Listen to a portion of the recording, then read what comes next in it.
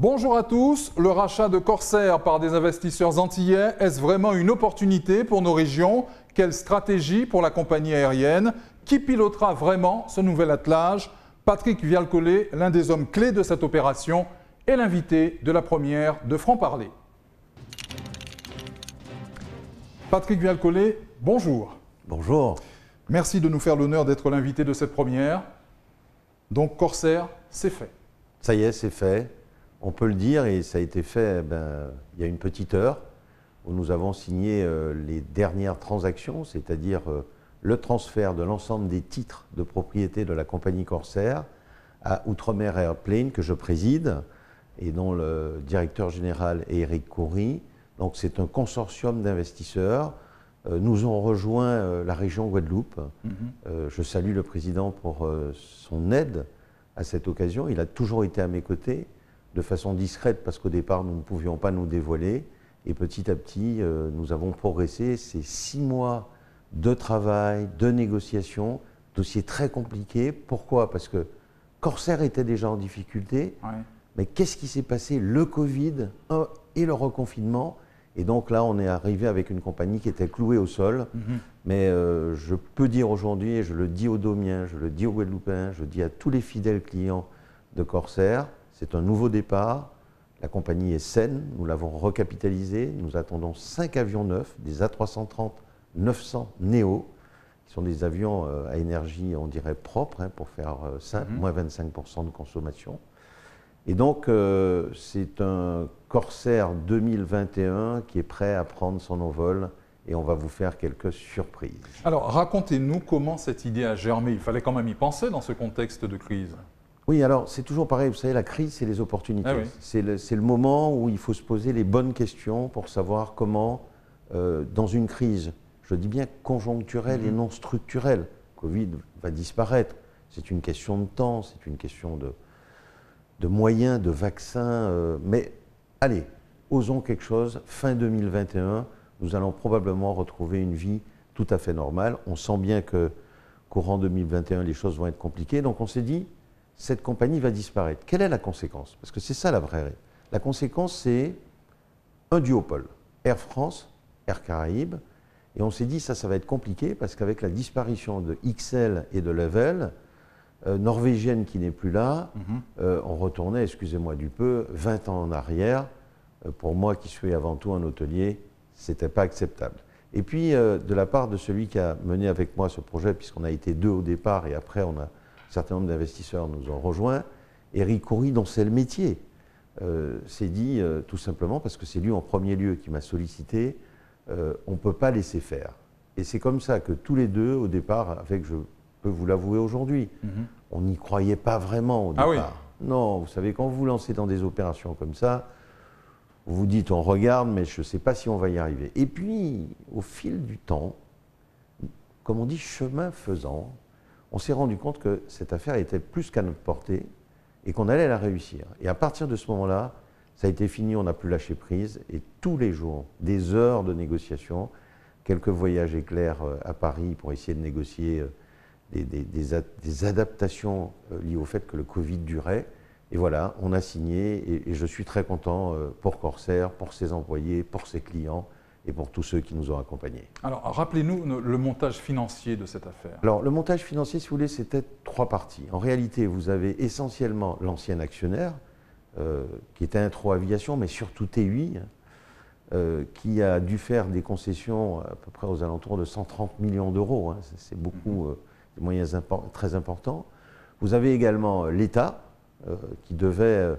Parce que tout le monde oublie une seule chose, c'est que si Corsair coule, c'est 1000 salariés qui vont finalement un peu sur le compte de l'État. Et donc l'État a tout simplement participé à hauteur de 141 millions sous des formes de prêts, de moratoires. Et puis le consortium, dans un moment difficile, il fallait amener 30 millions d'euros. Et je peux vous dire qu'en temps de crise, à un moment donné où tout le monde doute dans ses affaires, dire à quelqu'un, puiser dans une trésorerie pour amener, c'est du cash, il n'y a pas eu de banquier dans ces 30 millions. C'est 30 millions d'euros de cash qui sont venus d'entreprises privées et des collectivités pour pouvoir mettre au pot ce qu'il fallait en tant que privé et collectivités pour pouvoir réaliser l'opération. Parce que vous avez entendu, il y a eu beaucoup de choses. L'Europe, c'est sûr, quand on aide des entreprises, est-ce que ça respecte la concurrence? Donc il y a eu pas mal d'étapes. Maintenant, on y est.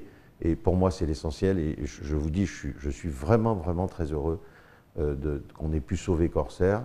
Et je pense qu'on va en faire une très belle compagnie. Et donc le patron, c'est vous? Alors, c'est pas comme ça que ça se passe. On n'a pas décidé d'aller au quotidien gérer Corsair. Je le fais même pas dans mes hôtels. Simplement, Corsair, c'est un groupe d'investisseurs que je préside avec Eric Rouy, qui en est le directeur général, d'une société qui détient 100% de Corsair. Et donc, il y a une équipe après, un président-directeur général qui s'occupe au quotidien, qui est Pascal de Isaguirre, qui a toute notre confiance et qui va gérer la compagnie au quotidien. Quel est le rôle de celui qui a 100% des actions? Alors, bien sûr, veiller les politiques tarifaires, les achats d'avions, les ouvertures de lignes, enfin, toute la stratégie de la compagnie sera dans le cadre de l'ensemble des actionnaires, avec comme représentant moi-même en tant que président et Eric Coury en tant que directeur général. Et bien sûr, nous allons impulser la nouvelle politique pour Corsair. C'est bien normal. C'est le rôle d'un actionnaire majoritaire, surtout pas majoritaire, mais qui a 100% des actions.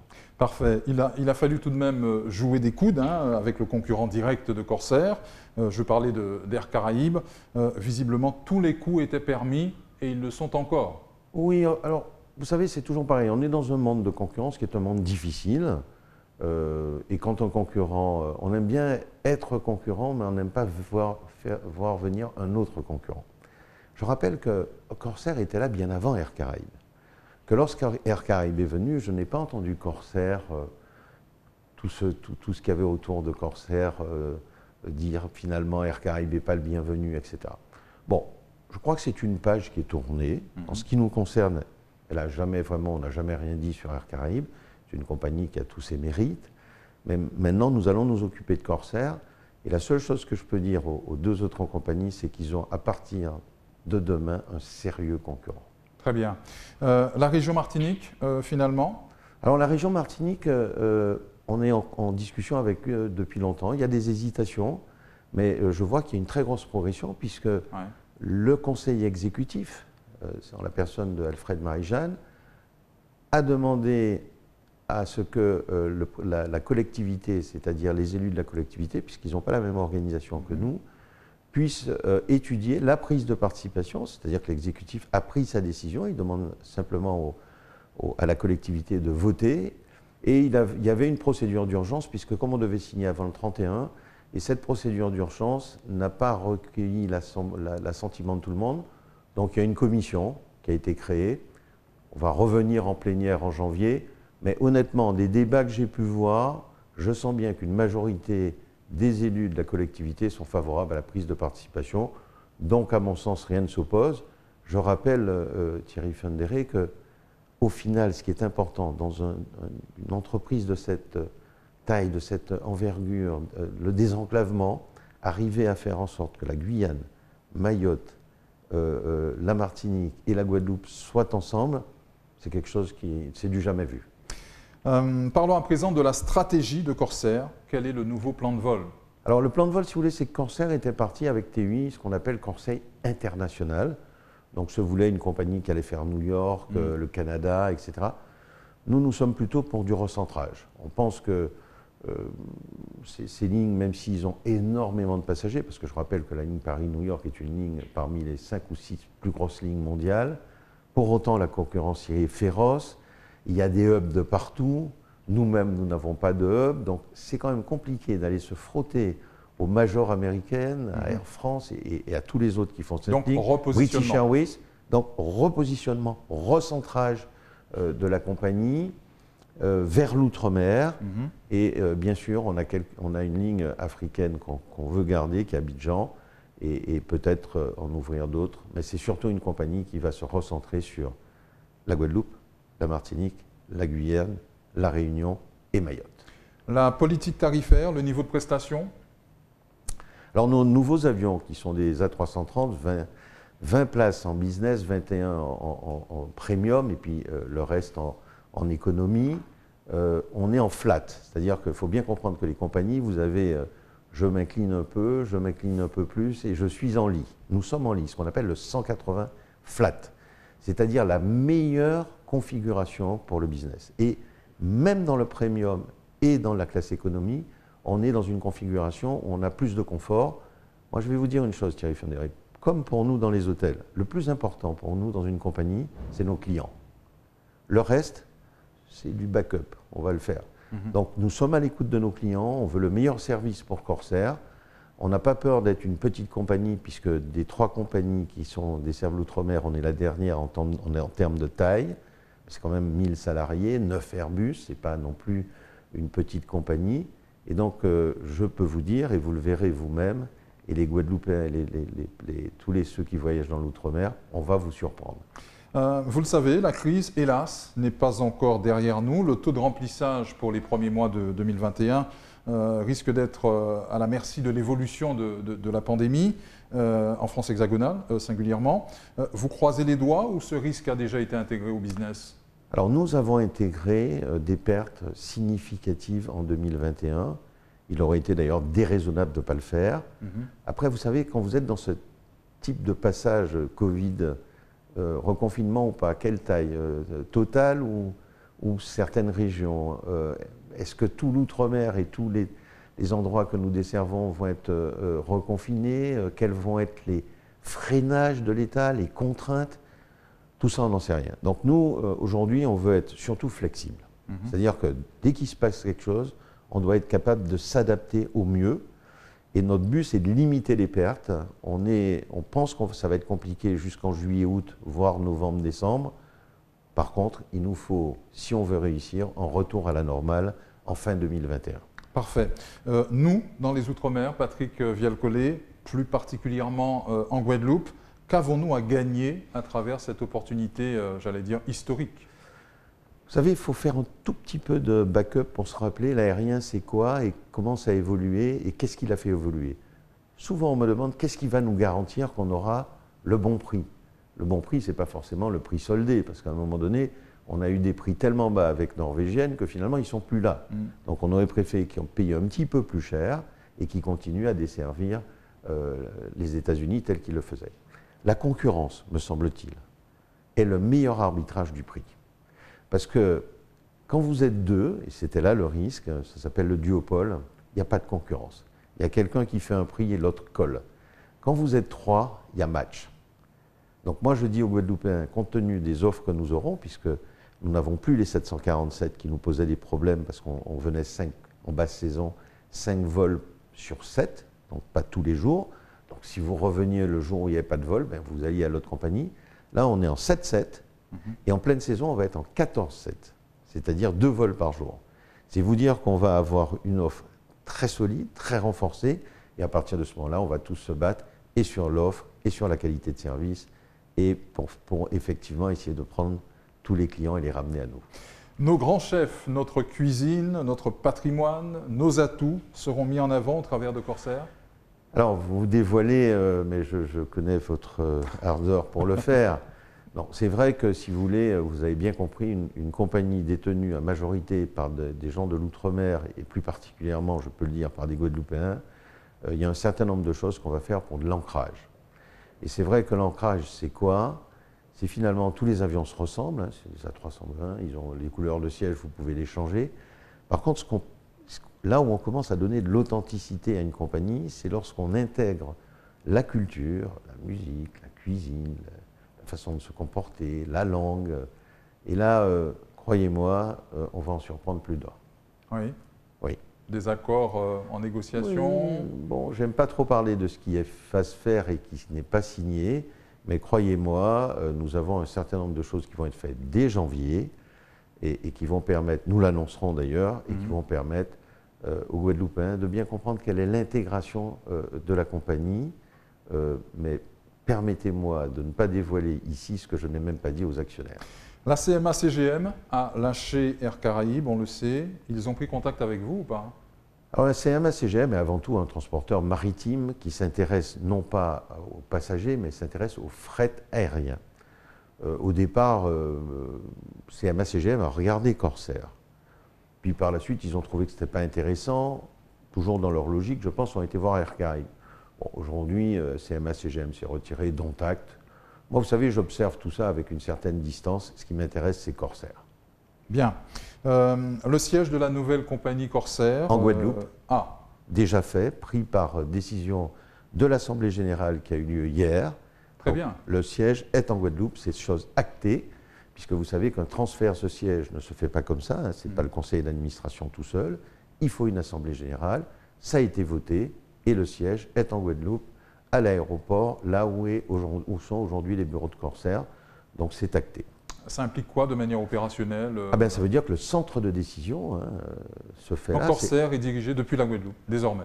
De toute façon, le président de la société qui a 100% de Corsair est en Guadeloupe.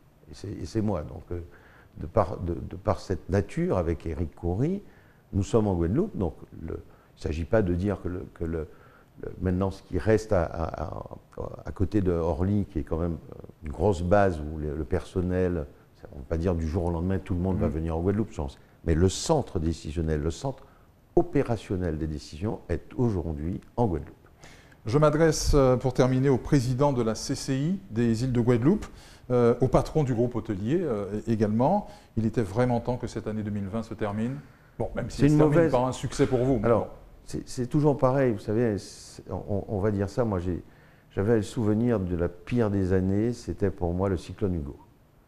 Un réveil brutal, des hôtels totalement détruits, où vous sortez de là, vous vous dites, on va pas y arriver.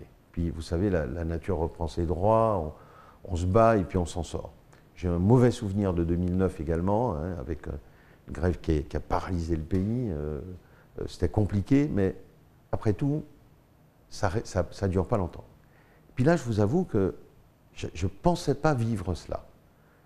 C'est l'incertitude totale. On a été complètement sonné par ce Covid-19 et j'ai envie de vous dire, c'est la pire des années que j'ai jamais vécue de toute mon expérience professionnelle. Je pense à tous ceux qui la vivent comme moi. Une crise mondiale, c'est jamais arrivé. Tout le monde en même temps.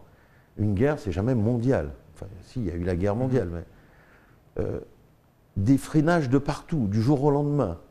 Beaucoup de morts, des familles endeuillées, des personnes qui sont complètement démoralisées. Et finalement, pas de perspective, on ne voit pas la fin. Enfin, au bout d'un moment, on entend parler de quoi? Un vaccin.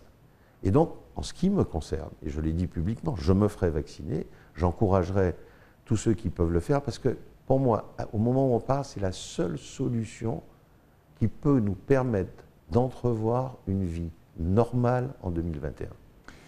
Que souhaitez-vous aux Guadeloupéens et à la Guadeloupe pour l'année nouvelle? Vous voulez que je vous dise, en cette fin d'année, moi j'ai envie d'un retour à la vie normale. J'ai envie que les Guadeloupéens puissent vivre comme on le faisait en 2019.